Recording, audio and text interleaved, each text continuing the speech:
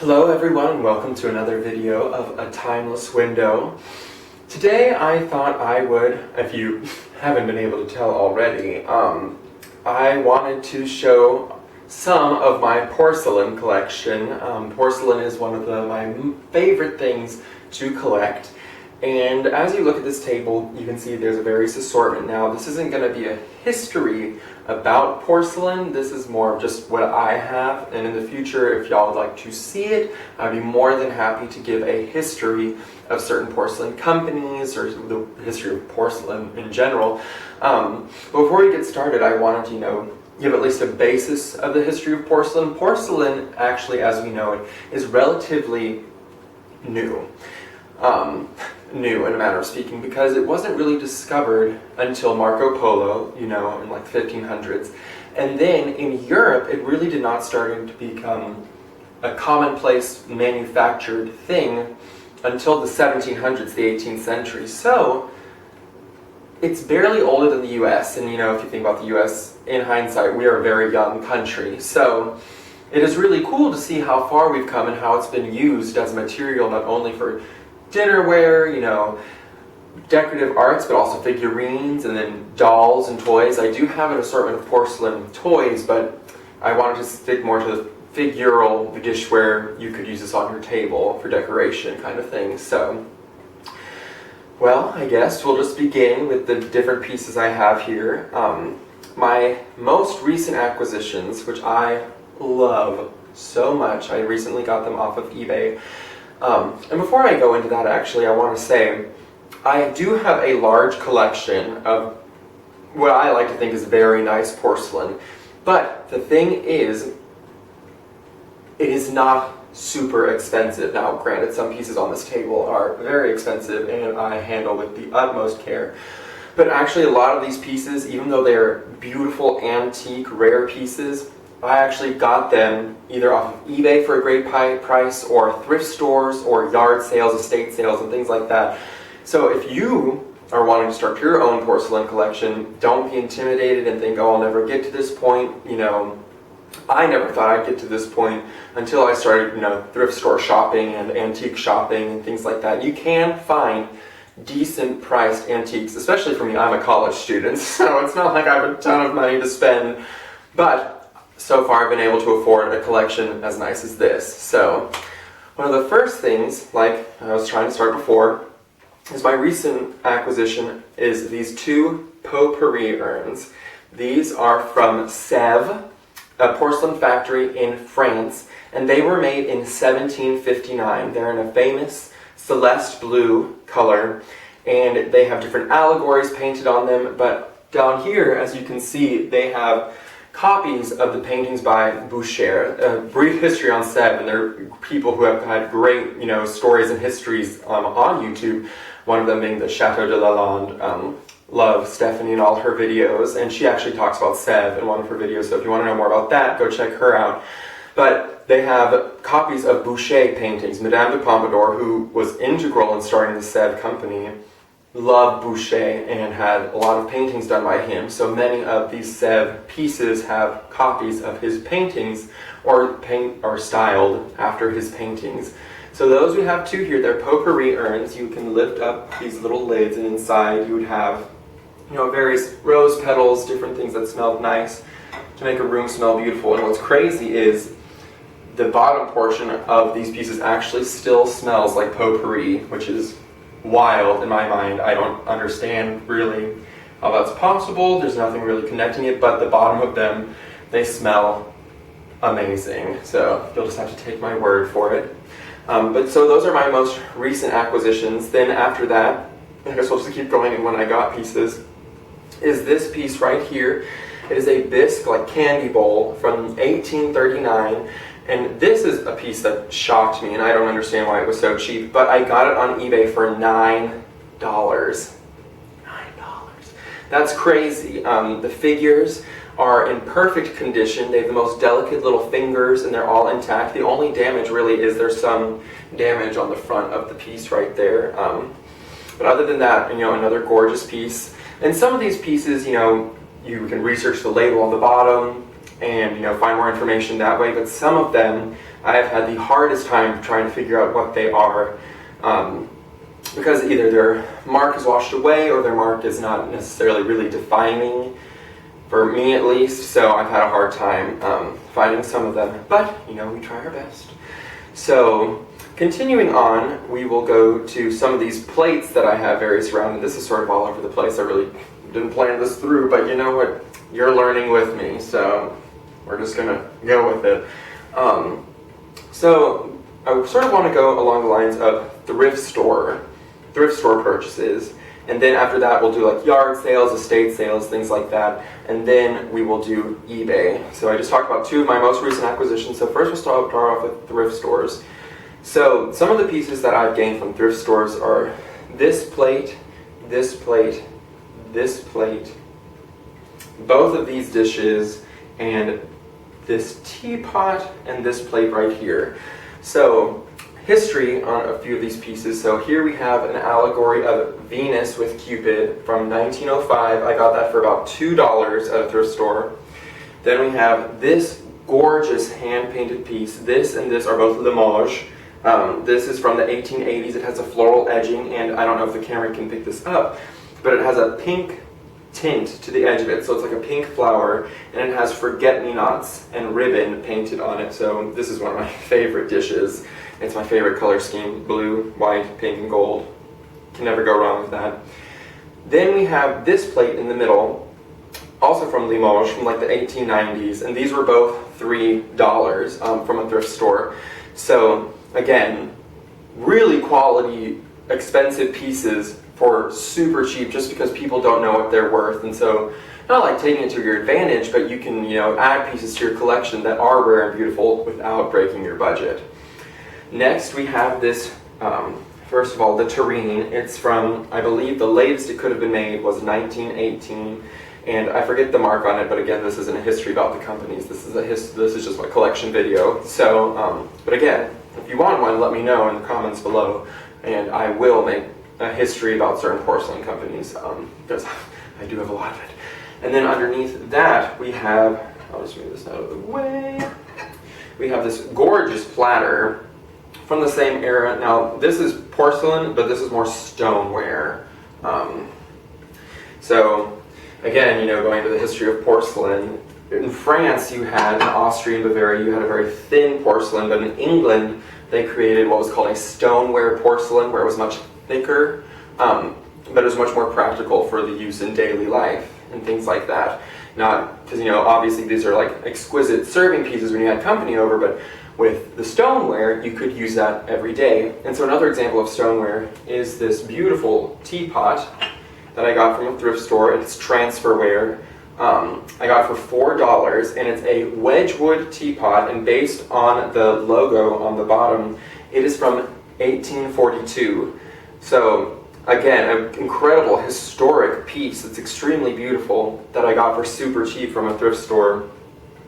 Oh, and while I'm thinking about it too, from a thrift store, oh well, first, I also got this from a thrift store. It is a little sugar covered in ivy and gold. It is from the 1850s, I believe, and something that I look for when I'm buying porcelain at thrift stores and things like that is, first of all, the mark. Second of all, put it up to a light, and if the light is able to shine through it, if it's like French or Austrian, that determines if it's fine porcelain, because in essence, the thinner it is, the more fine it is, the more delicate it is. So that's one way you can tell sort of the age of the piece. But also pitting. Later porcelain was perfect because it was manufactured, but earlier porcelain would have these tiny little black spots in it, and that is not an impurity. It is not degrading the value. If anything, it's telling you how old it is, and it's allowing you, because it was handmade or hand fired, so it wasn't perfect. So it's sort of a way to you can age a piece when you buy it. Another thrift store piece are these plates, and there's another one over there. They are English stoneware, and another favorite color of mine. They're in cobalt blue, and these are from the 1920s, and they are also English stoneware. And a dream of mine is one day to have an entire dish set, not matching, but just an entire dinnerware set in cobalt blue. That would be exquisite, because I love cobalt blue so much. And then finally, I believe from a thrift store is, well, we have this plate right here. It is from Italy. And again, got it for like $1 or $2. And then we have this teacup set. I actually got the dessert plate on eBay, but then the teacup and saucer, and then these saucers came with it, and I think I got that for $5 at a thrift store. Oh, and then this butter pat, I don't know, was also from a thrift store for $4, even though it's missing the little butter insert in there, so I just use it as like a covered dish for like cupcakes for people's birthdays, you know. So that, I believe, is my thrift store purchases. So now we'll move on to my yard sale, flea markets purchases, and things like that. So, first of all, from yard sales, we have, let's see, where should I start? Because there are pieces I have from yard sales from here in America, but I also have stuff from brocantes in France when I studied abroad. So we'll start with America. Let's start with America. So my favorite piece that I've gotten from a yard sale, estate sale, is this piece right here. It is a cherub, or a little angel, peeking over a little stone basket covered with flowers. I'm not exactly sure where it came from. It has a few markings on it, but it might be Capimont, or however you say that. I speak French, so I don't know if the Italian way, if that's how you'd say it or not. But he is gorgeous. I got him from an estate sale for, a yard sale in Hohenwald, Tennessee. The longest one ever. It's really cool. If you've never been, you should check it out. But I got him for $20. A very beautiful, beautiful piece. And then I also got from a yard sale this dish right here, which is another English stoneware piece, which is really, really cool. And then I've also gotten this, I have more than this, but I just displayed the platter. It's a Meakin from like the 60s Braemar pattern, and I love this in particular, not only because it's beautiful, but I actually studied abroad, and one of my good friends, when she discovered I learned porcelain, she was like, oh, my family history, my family started that company. So that piece holds a special place in my heart for sure, and I hope to be getting more of that in the near future. We'll see how funds are distributed. So I believe that's all from America that I've gotten from yard sale. Now we'll go to my favorite part, yard sales in France, or brocantes, because they don't really have yard sales.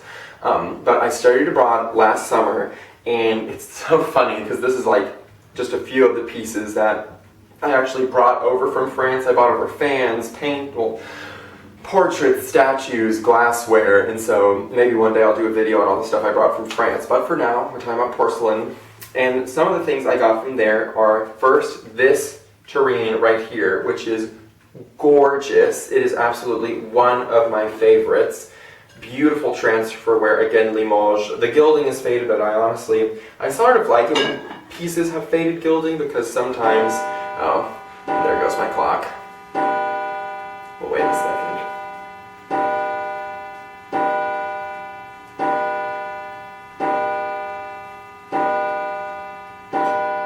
There we go, okay. I need to fix the timing on it. I have no idea if it's right or not right now. But anyway, resuming. I sort of like them better with the gilded, faded off a bit, because, I don't know, it gives it sort of a wear and tear, and it sort of shows you it's been used and loved over all this time.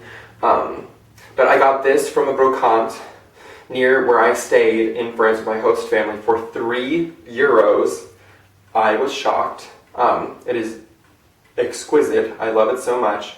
Then I also got this beautiful porcelain basket on this side of the table. It is from, actually, it's not French, it's Dresden. It's made in Dresden, Germany. And again, I've researched these so long ago, I really can't remember. But obviously, the Dresden factory was bombed in 1942, I believe, during World War II. So obviously pre-1942, pre-World War II, a gorgeous example, completely hand-painted, not transferware. This is transferware, but that is not. Again, it's one of my favorite stories because I learned how to haggle in French, which was so much fun. And, you know, as people who are possibly wanting to expand their porcelain collection, there are different ways to haggle, and truth be told, with this one I really didn't know what I was doing because sometimes the people would speak too fast for me, you know, and a year ago I was not as good at French as I am now, and even still I'm not that good. But I picked it up and she was like, 50 euros, and I didn't hear what she said, so I just kept looking at it and not saying anything. Then she was like, 45 euros, and I was still looking at it because I was considering it, and I was catching on that she's going down in price. Okay, well, maybe she'll keep doing that. And she was like, 30 euros, and I was like, oh, okay, sure, I'll take it for 30. And then she's like, but for you, I'll do 25. And I was like, say no more, I will take it. So I got that beautiful porcelain basket for only 25 euros, which to me is a steal, considering if it was in any antique store, it would at least be like $150, $200 for sure. So gorgeous, gorgeous piece. Then next to that, we have a little shell plate, and it's a sad story about this. I actually at first lost my carry-on, and it wasn't even in France, it was at the Atlanta airport, which I'm like sort of annoyed by that, but whatever. And I actually have two of these plates, but in transport, it was only one thing broke, and it was the matching pair to that plate. So hopefully one day I'll get it repaired. I still have all the parts. When something like this breaks, I never throw it away. I always try to keep it so one day fix it. But it's a gorgeous sort of like saucer plate where you have your dessert or spoon on the little cupped or shell-like end to it. I bet you love all these technical terms I'm using. Oh, it's pretty, it goes up, whatever. But again, a gorgeous, gorgeous piece. I don't think they're labeled, actually. I think with those kind of sets, the cup was what was labeled. And yeah, it's just not labeled. Oh, and that's another quick thing. Just sort of something to date a piece, if the country is on the bottom, generally that's after 1892, because in America, the McKinley Act stated that all forms of porcelain had to be labeled by their country of origin. So if it does not have its country of origin on it, it is possible that it is pre-1892, or it was just sold in that country and has somehow made its way to America. And, you know, so that's just a way you can tell how much a piece would have been worth. So then, going from thrift stores, yard sales, and now eBay.